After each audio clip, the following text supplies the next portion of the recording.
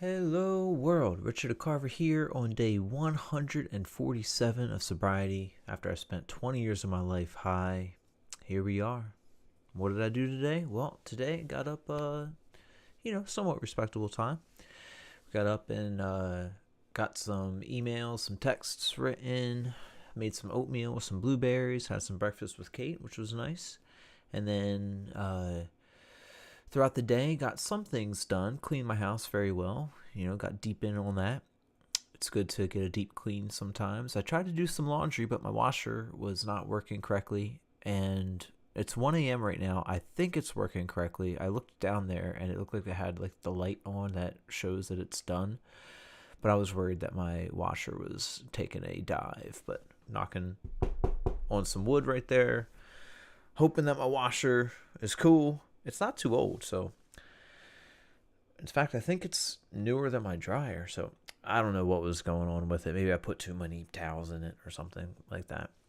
And then had band practice tonight. Had Katie and Steve over for the Katie Dill Turbo 5000 band practice, and we started off having some Wawa because Steve was so sweet and brought us some Wawa burritos, which I didn't even know Wawa made burritos, so that's awesome to know now.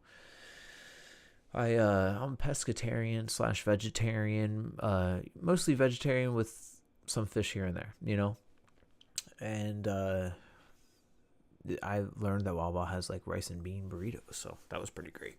It's great to try that. And then from there, we had practice for about 3 hours or so, I think it was, and we live streamed that. Thank you everybody for watching that. That was awesome to see you guys there. If not, they are in my live section of the YouTube channel page. And, I think we got a good amount of work done. We have a whole bunch of songs. I think we have 21 songs that we can play for our 2 hour set on Thursday. I mean, I could just keep on playing. As long as they throw the key out there, I'll be able to hold it down. But we have practiced 21 different songs.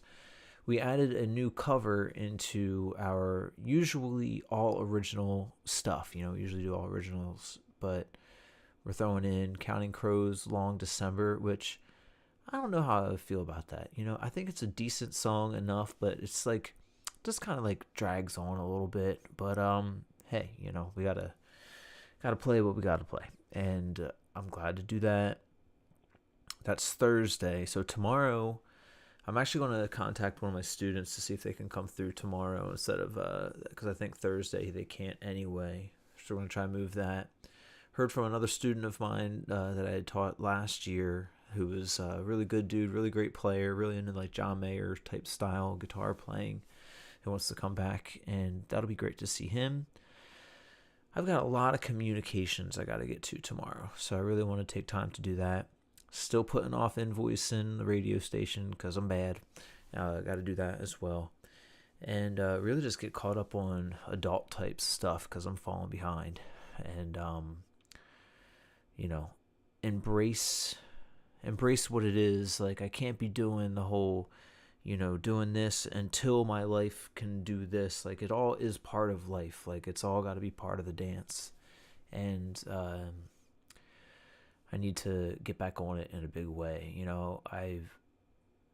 I'm maybe just the type of brain that really needs a lot of time to get my stuff done, and I have been neglecting that. So when that happens, I just feel like the whole house crumbles. The house of my brain house. But that's all right. We'll get on it. I'm not going to stop. And the thing that is giving me pause is that this Sunday I've got to do a lot to help run live band karaoke that usually the band It's All Good does. But I know that that's going to be pretty difficult. The band itself, they're all down in Florida right now. So it's going to be a new set of people. All this kind of like replacement people in there. So that's going to be a daunting task to try and run all of that. I don't know what I'm doing, you guys. Usually I live stream that. I may live stream this Sunday just so you guys can see something quite different taking place because it's going to be rough. But tune in for that one. And yeah, that is my Wednesday. I'm looking forward to chilling. I want to spend a lot of time in bed tonight, watching some chill things. I got my iPad finally charged back up. I'm going to chart out a couple things. Look at this crazy case, y'all. This case is wild. You can put your hand in it and it moves all around like that. It's a gigantic Look at the size of this thing. It's like a monitor. This thing is huge. And maybe I could call this the wrong case for it, because it's got a place for the pen, and I don't have a pen. Maybe I will have a pen, so maybe it's for planning ahead or something like that. It might be nice to have a pen, but it doesn't even have a flap to close this screen, which maybe I should have thought about that. Growing pains of a new iPad owner. I've not really had one of these things before, but I really love the ease of charting music on it and having it right in front of me when I'm playing bass and I have the music all written out. So I like it a lot. I like the size of it. I just don't know if I like the case, but I like the case in concept. I wish I had a flap or something. So one of the things I've been doing lately is asking some questions out of the book of If, and I want to get back on that. Past night or two, we've not asked any questions towards the end, but I do want to try and get to that. And let's see, where did we leave off?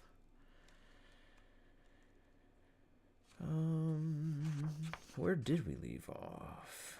1 year of our life. If we could go back, maybe 16. Sculpted by any artist in history, Dali. If you were to have your entire wardrobe designed for you by a single clothing designer for the rest of your life, who would you select? I don't know clothing designers like that, honestly. Do I? I like yeah, I'm wearing a big old bright orange t-shirt right now, but really I like to wear nicer things, white shirts, some suspenders or something, or even like a nice sports coat or something, but all that costs money and time to put it all together. So, maybe Armani, is that the dude who does suits and stuff like that, but like functionable suits, I think. But honestly, don't hold me to that. I don't know what I'm talking about when it comes to designers. Something comfortable but looks nice. If you were to be stranded forever on a desert island and could have only one book to read, which would you want? Ooh. One book to read. I mean, is Lord of the Rings one book? Lord of the Rings would be a great choice if it was all 3 books combined. I have the one like big red book where all 3 are combined. It'd be nice if The Hobbit was included in that. But what is a book? One book. Yeah, like if Lord of the Rings, all 3, if they counted as one book, I'd probably choose that. If I had to say like just one, like a compendium, do those count as books? Because say like Calvin and Hobbes, they've put together all of those comics into a compendium where it's all just one big book. Is it just the fact that it's all in a one binding make it a book? Because Calvin and Hobbes would be a great thing, I think. Salman Rushdie, I love Salman Rushdie. But I don't know if I would just choose one of his books. His books are so heady. That's like eating a Thanksgiving meal when you read, which is a great thing, great to have, a lot of nutrients and just fantastic, but pretty heavy. Castaneda would be great. I'm a huge Carlos Castaneda fan, but those are 11 or 12 books. Walter Moors is a really fun author. I really like Walter Moors, but he's like a German author who has his books translated over, and they're pretty fun. They would be up there in my choice area, but we'll go with Lord of the Rings, and just because I have the one red book to rule them all. If you were stranded forever on a desert island and could have only one book to read, well, I'm just gonna reread the same question. It looks like, and I hope you guys, if you can, go ahead and comment what book you would have on a desert island. That would be great to see. And if you could say one sentence to the current pope, what would it be? Well, we just got a new pope. what would I say to him? Do something about our president. I don't know. I'm not sure what I would say to him. Gotta have a Wawa? Probably something like that. Because, he went to school in Delaware County, so Wawas were in his life. Let's do one last thing. Let's see. If you could have one person from history live his or her full life over again, starting now, who would you pick? I'm not sure, because like with assemblage theory, you want to build and build on the choices and decisions made throughout life to get to where we are. And I love physics, and I really love all the work that Einstein did, all the work that Newton started. But, would Newton do the same things now? Would Einstein do the same things now? Would they do more? Would Stephen Hawking do more or less? It seems like they're at the right points in time. So maybe I wouldn't choose a scientist. One other person from history. Who's another person from history? Gandhi, maybe? Something like that. But would Gandhi have as big of an impact now? There's probably a Gandhi out there that we don't really talk about or know of. There's a bunch of different, quote, gurus out there. But there was something really special about Gandhi at that time. I don't know. Sagan? Probably not even him, because he was another scientist. I'm picking all scientists. I gotta expand. Person from history. Would it just be to blow their mind? I'm always about the little guy.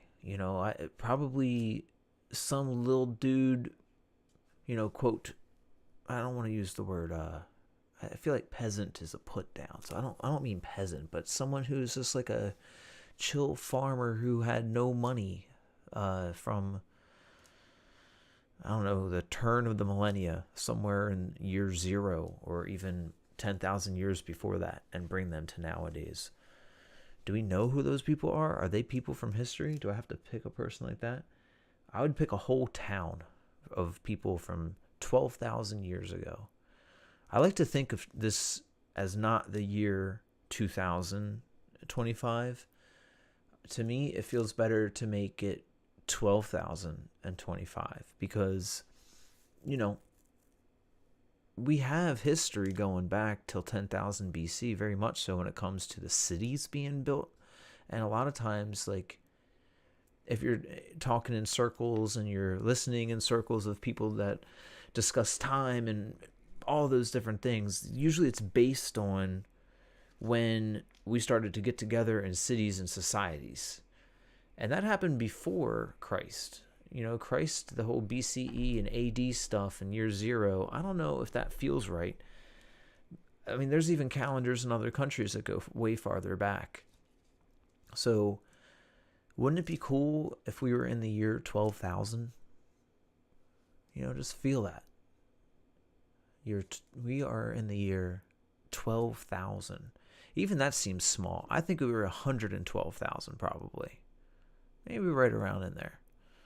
So I think there's like some type of evidence of 80,000 years ago where our type of are we Homo sapien? Some type of evidence as to them being around about 80,000 years ago. So could we be at year 112,000?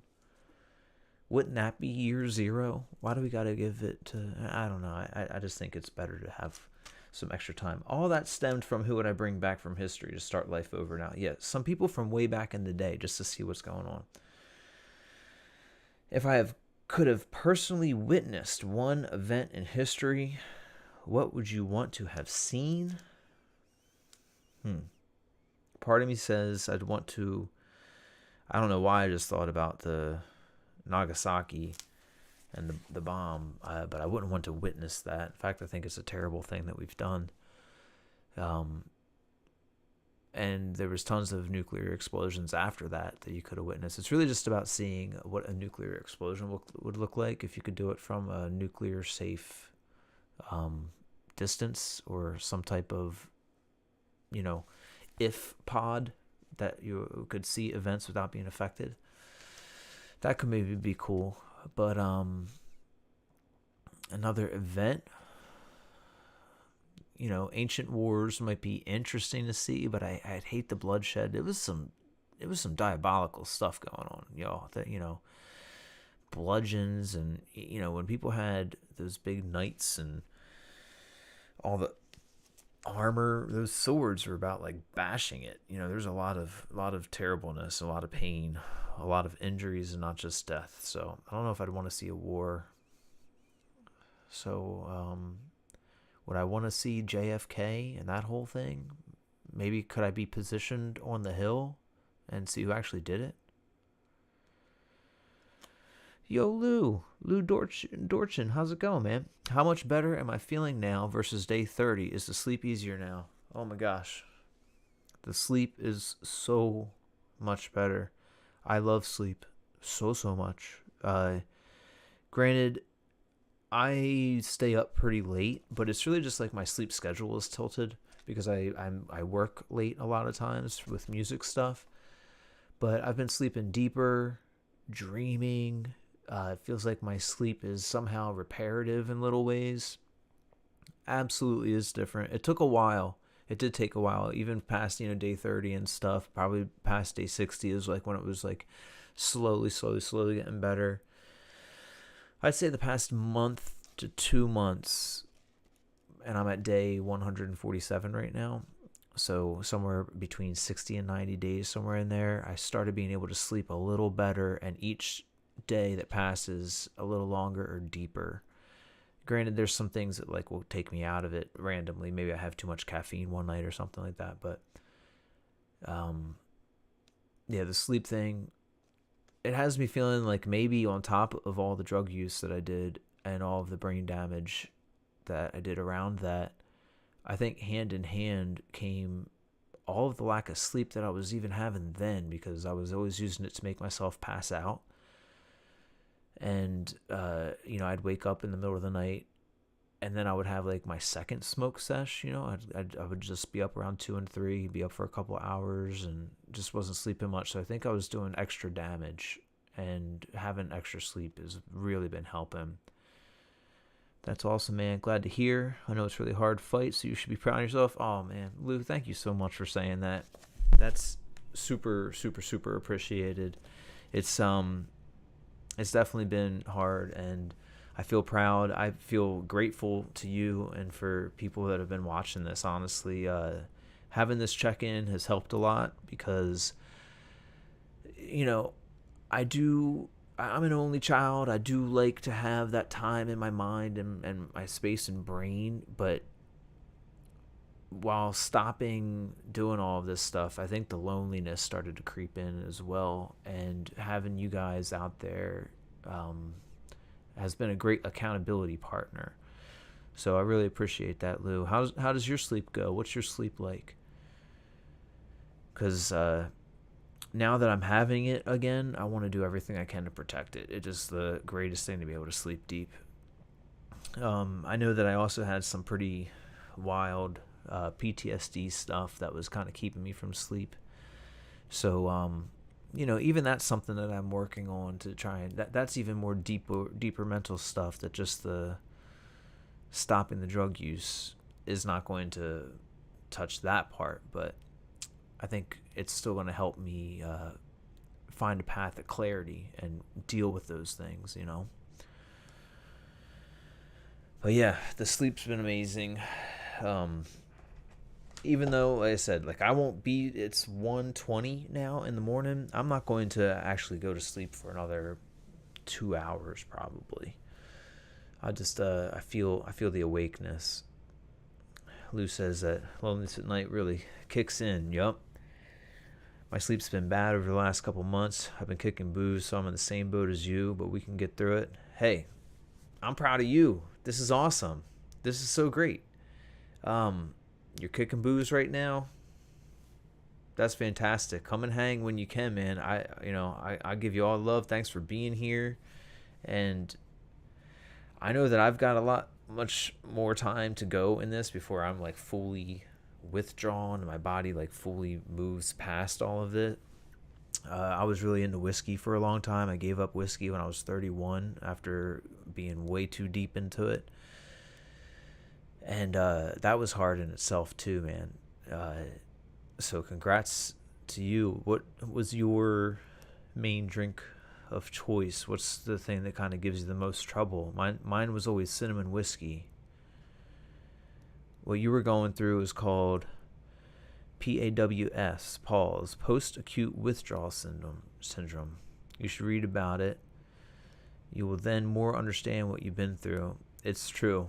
I got to do a little more research that. You know what it is that time just melts. I don't know where all the time goes.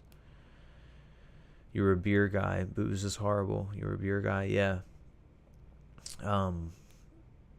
It really is horrible. And it's insidious. You know, our culture is pretty wild about it. You just see it everywhere, and it's just so normalized. But, you know, there was just a study done that the result, I saw it on Reddit, the results last week about how alcohol itself is a carcinogen and can, you know, lead to and multiply chances of cancer and cancer cells. And that's just a scary thing too, you know. Makes me really, really offstandish about alcohol right now. And even loved ones that still drink it. I want to encourage more, you know, of a sober life. You know, everybody's got to come to their own place and their own relationship with it. But I don't know. Cancer just sucks. Cancer's just so sad. And knowing how much of a carcinogen alcohol is, I think, a big motivator to stop as well. You were a pothead for over a decade, though, so trust me, I know your struggle. I love my weed, and now it's so hard to sleep when you quit. So hard. And you know that it's so hard to sleep when you quit. Yeah. Yeah, then you know the struggle. Thanks for lending an ear and a heart out there, Lou, because you know what it was like then. A whole decade is definitely... That you put in that work, man. We both then know what it's like and the ritual of it. That was a lot of what it was for me, of like giving up the ritual in a way, going outside and, you know, the whole like fire thing. I don't know why I was so into that part. In the music life of where I work and all these different things, I smell it around a lot. And I'm just happy that I feel like my cup is filled, because it doesn't make me want it. It doesn't make me want to experience the high, but the smell still, like, you know, has a certain, oh, what's that? You know, not like I want to do it, but it's like, oh, I smell that, you know, I know you, you know. You see the difference maybe between your day 30 video and now? You're much more clear. That's awesome to know. Thank you. I maybe should look back, because it's one of those things when you slowly make change, you can't really kind of tell, you know. But thanks for saying that. It makes me feel good. And I bet you have a difference too from when you've stopped. How long are you done now? You've been bad. Your sleep has been bad over the last couple months. Been kicking booze. Did you put a cold stop on it, or you're just tapering right now? And also, congrats on kicking the bud for that you did for over a decade. That was probably a hard feat too. Having a good support and going out, spending time with friends has really helped. You know, it's about that one day at a time and just time passing, you know. But somehow, I think life is getting a little better as we go, you know. You did quit a couple months back, but relapsed a couple days back, but feeling better. Hey, you're back on it, man. That's awesome. We all have our slips, and just know that you are so I have so much respect for you for getting right back on it. It's awesome, and I'm glad you're feeling better, and it's okay.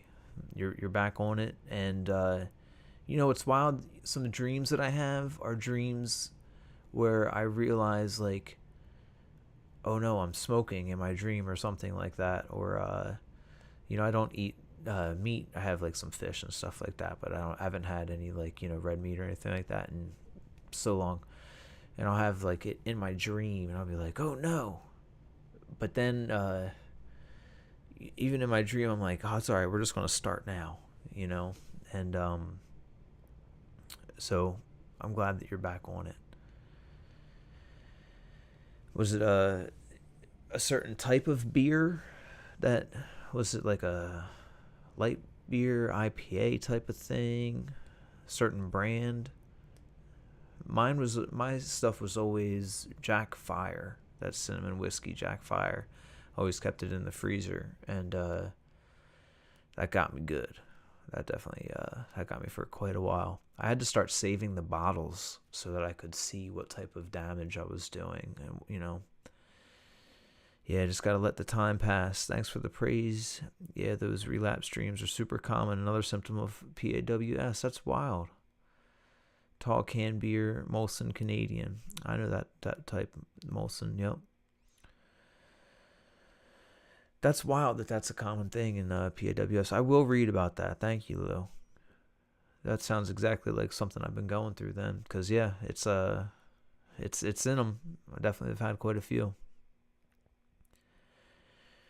Yeah, it was like one of those things that when I gave up whiskey, along with it was like my kidneys were killing me.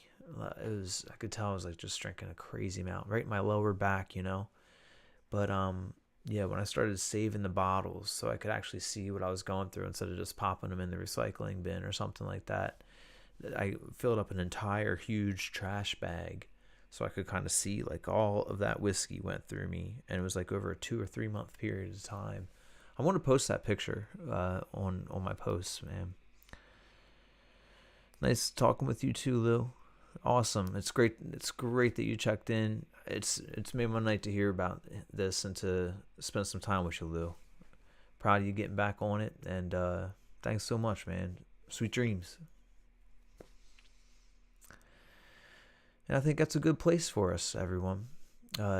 Thank you all for checking in. Thank you to Lou. Thank you to you all out there. I hope you all are taking super great care of yourselves. You really do deserve it in your lives. Let's live life, And until then, let's see each other in some dreamland. Peace and love, Lou. Peace and love, everybody. I'll see you guys soon.